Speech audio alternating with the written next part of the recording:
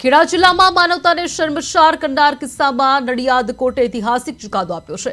4 માસૂમ બાળકીઓને chocolate અને biscuit આપવાના બહાને પોતાના ઘરે બોલાવી હવસનો શિકાર બનાવનાર 54 વર્ષીય નરાધમ ચંદ્રકાંત પટેલને કોર્ટે જીવનના છેલ્લા શ્વાસ સુધી જેલમાં રહેવાની સજા ફટકારી છે।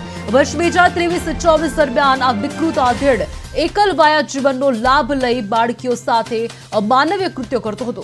એક જાગૃત બાળકીએ માતાને જાણ કરતા સમગ્ર પાપનો ભાંડો ફૂટ્યો હતો। પોલીસે આરોપીના ઘરેથી આપત્તિજનક સાહિત્ય અને સામગ્રી પણ જપ્ત કરી હતી।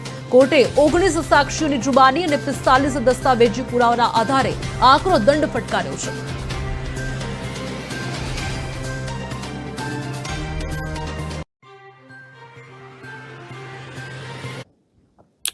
આજે જે નામદાર કોર્ટમાં આ કામના આરોપી ચંદ્રકાંત ઉર્ફે પટેલ ને નામદાર કોર્ટે ઇપિકો કલમ તથા પોક્સો એક્ટની અલગ અલગ કલમોમાં કુલ 2 કલમોમાં જીવનના છેલ્લા શ્વાસ સુધી અને અલગ અલગ કલમોમાં 10 વર્ષ 5 વર્ષ 3 વર્ષ એમ અલગ અલગ કલમોની અલગ અલગ સજા કરેલી છે। તથા આ કામના ભોગ બનનારના પરિવારને જે ગુજરાત કોમ્પન્સેશન સ્કીમના અનુસંધાને 2 લાખ રૂપિયાનો કોમ્પન્સેશન આપવાનો હુકમ કરેલ છે। કેસની વિગત એવી છે કે તારીખ 14/10/2024 ના રોજ આ કામનો જે ગુનો છે જે છેલ્લા ઘણા વખતથી ચાલી આવતો હતો, એટલે આ કામના આરોપીએ પોતાના ગામની આજુબાજુમાં રહેતી કુલ 4 નાની નાની ભોગ બનનાર દીકરીઓને પોતાનો શિકાર બનાવેલો। એ ઘટના 14 તારીખે પ્રકાશમાં આવતા એક ભોગ બનનારની માતાએ પોલીસ સ્ટેશનમાં ફરિયાદ આપી।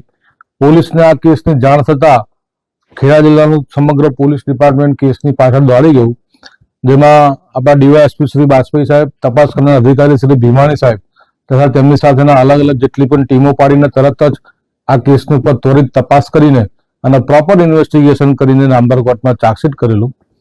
નામદાર કોર્ટમાં ચાર્જશીટ થયા બાદ કેસ ચાલવા પર આવતા ડિસ્ટ્રિક્ટ જજ શ્રી પી પુરોહિત સાહેબની કોર્ટમાં આ કેસ ચાલી જતા સરકાર પક્ષે અમોએ આશરે 45 જેટલા દસ્તાવેજી પુરાવા અને 19 જેટલી મૌખિક જુબાનીઓ નામદાર કોર્ટમાં રજૂ કરેલી અને 4 ભોગ બનનારની જુબાનીઓ નામદાર કોર્ટની અંદર કાયદામાં જણાવેલી જોગવાઈઓ પ્રમાણે એક હોમલી વાતાવરણની અંદર જુબાની લેવામાં આવેલી। એ પણ અમારી માટે અને કોર્ટમાં માટે પણ ખૂબ જ અઘરું હતું।